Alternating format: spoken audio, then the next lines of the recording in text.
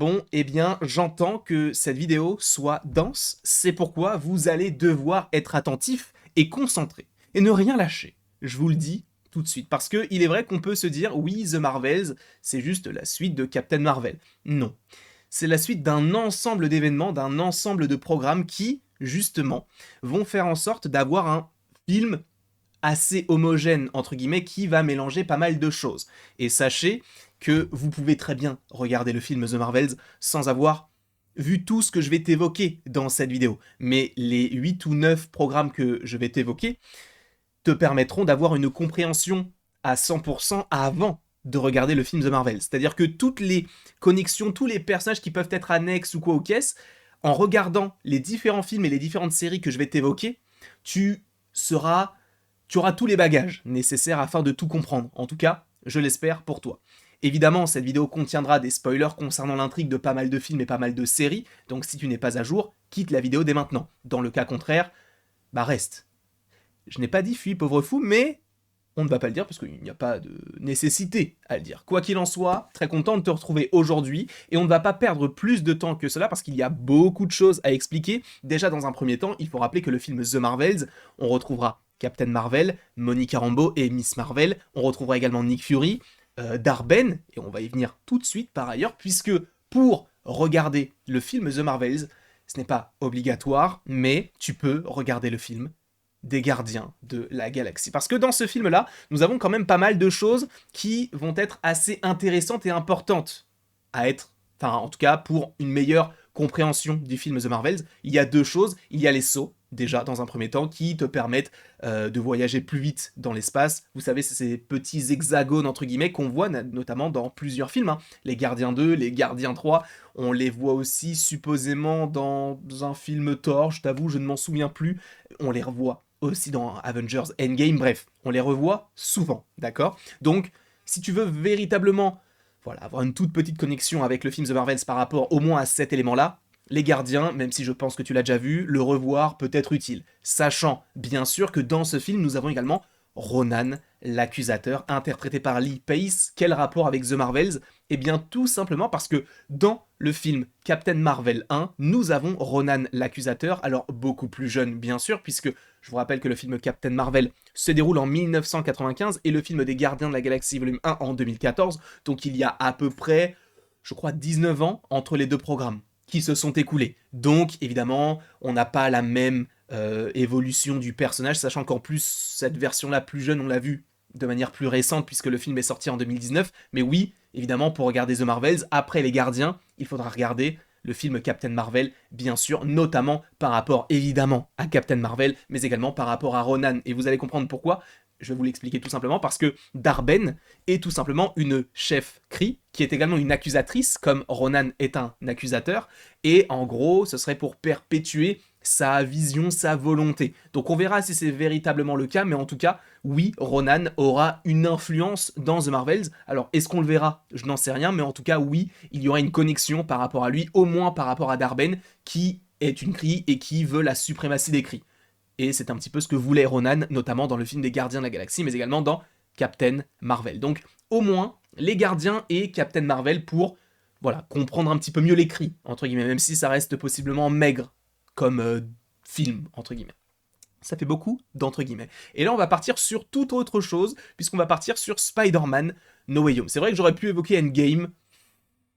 C'est vrai qu'on aurait pu l'évoquer, on l'évoque vite fait, voilà, Endgame. Mais en fait, je ne voulais pas le montrer non plus, parce que je suppose que toutes les personnes qui regardent cette vidéo ont vu Endgame, donc ce n'est pas nécessaire, mais tu as besoin de regarder un petit peu d'Endgame pour justement avoir la continuité par rapport à Captain Marvel. Mais on va surtout évoquer ce film-là par rapport au personnage qui est le plus à votre gauche, qui n'est autre que Nick Fury. Puisque dans le film, on découvre à la toute fin, dans la scène post-générique, que Nick Fury, durant toute la durée de ce programme, était en fait Talos, et Soren remplaçait donc le personnage de Maria Hill, qui, par ailleurs, c'est une incohérence par rapport à Maria Hill, on va pas y rentrer tout de suite par rapport à ça, mais c'est une incohérence.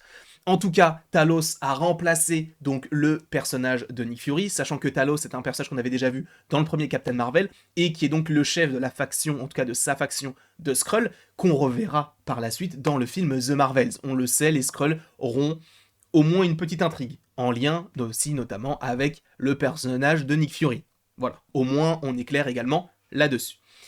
Ensuite, après Spider-Man Far From Home, il faut partir sur WandaVision. Puisque dans WandaVision, on découvre ou on redécouvre un personnage qu'on n'avait pas vu depuis le film Captain Marvel, qui n'est autre que Monica Rambeau, qui a évidemment grandi depuis le temps, qui a à peu près une trentaine, une quarantaine d'années, je ne sais plus exactement, je n'ai pas fait les calculs dans ma tête, mais on redécouvre ce personnage-là. C'est également il faut vraiment regarder la série WandaVision avant de regarder The Marvels, parce que déjà l'actrice a changé parce que ce n'était pas la même époque, et en plus de ça, elle a eu des pouvoirs dans WandaVision. Au moment où elle traverse Lex, et donc ça change entre guillemets la matière, tout ça, bref. Je connais pas vraiment la teneur de ses pouvoirs, on l'évoquera je suppose un petit peu plus dans The Marvels, mais oui, en plus il y a la connexion avec le Sword, et logiquement une connexion également avec la base Cyber qu'on reverra dans le film The Marvels. Et en plus de ça, en plus d'uniquement Monica, nous avons également dans une scène post-générique une Skrull. Alors on n'a pas de nom à proprement parler, mais en tout cas c'est une Skrull qui montre l'espace, et ça nous...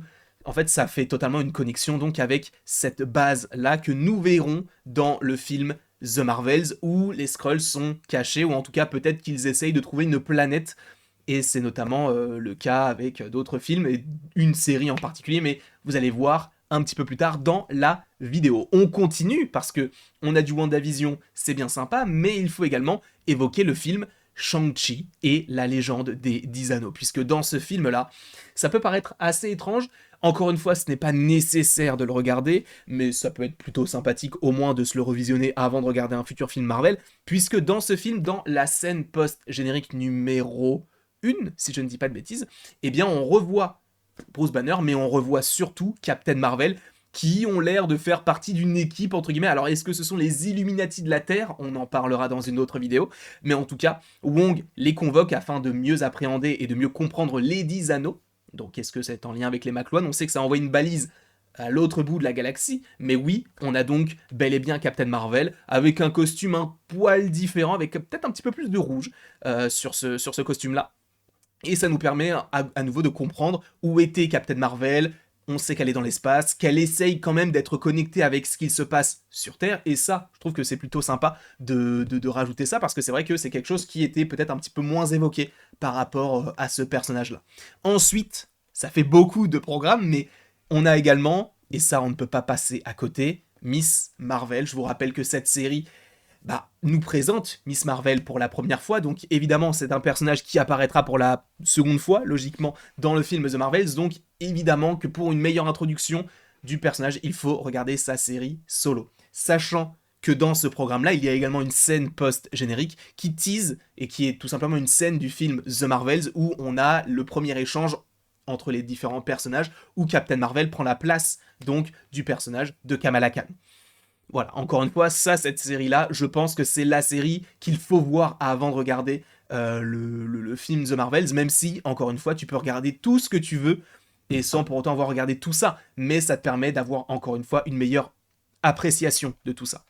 Et ensuite, on va passer sur une série qui est sortie cette année, parce que je ne vais pas te parler de She-Hulk, ou encore de Ant-Man et la Guêpe Quantum Mania, mais je vais te parler de Secret Invasion, puisque évidemment, toujours en lien avec les Skrulls, toujours en lien avec Nick Fury. Il faut rappeler par ailleurs que cette série est encore une fois nécessaire entre gros guillemets afin de regarder The Marvels. Pourquoi entre gros guillemets? Parce qu'en gros dans la série il se passe pas grand chose, mais on a certaines évocations. Déjà, on comprend que Talos est décédé. Gaïa, qui était la fille de Talos, eh bien, a des pouvoirs maintenant. Alors, est-ce qu'on la verra dans The Marvels? Je ne sais pas, et en vérité, je ne pense pas. Mais au moins, ce qui est intéressant, c'est que les Skrulls, on les voit sous une autre facette, et ça, c'est plutôt cool. Sachant, encore une fois, qu'à la toute fin de la série, on retourne sur la base Saber pour recoller avec The Marvels, où il y aura à nouveau des Skrulls. Donc, les Skrulls, Nick Fury, la mort de Talos, tout ça fait qu'on a besoin, entre gros guillemets encore une fois, de regarder ce programme qui n'est autre que donc Secret Invasion. Est-ce que vous voulez un petit récapitulatif, sans pour autant que je vous rappelle exactement pourquoi, parce que je vous ai déjà fait une vidéo là-dessus. En gros, il faudra regarder, si vous le voulez et si vous avez le temps, les Gardiens de la Galaxie, suivi de Captain Marvel. Ensuite, il faudra passer sur du Far From Home et enchaîner avec WandaVision, pour après aller sur du Shang-Chi, Miss Marvel, puis Secret Invasion, sachant que oui, vous pouvez également revoir Endgame, mais c'est plus une grosse perte de temps, parce que bah vous l'avez sûrement déjà vu, le film dure 3 heures, c'est pas forcément nécessaire. Mais en tout cas, si vous voulez véritablement vous plonger là-dedans, il faut regarder, en tout cas ces 8 ou 9 films. Voilà. Je pense que j'ai tout dit là-dessus. N'hésitez pas à me mettre en commentaire ce que vous en avez pensé de cette petite... C'est pas vraiment une chronologie, mais en tout cas, ça vous permet de mieux regarder tout ça, avec une compréhension à 100% avant le film The Marvels. Peut-être que j'ai oublié quelque chose, mais je pense avoir tout dit. N'hésitez pas donc en commentaire à me mettre ce que vous en avez pensé. N'hésitez pas non plus à aimer, à partager et vous abonner si ce n'est pas déjà le cas. Et après tout ceci, il ne me reste plus qu'à vous dire à la prochaine pour la prochaine. Et bien sûr, sache que tu peux bien évidemment aimer, partager, commenter et t'abonner si ce n'est pas déjà le cas, mais tu n'es absolument pas obligé de le faire.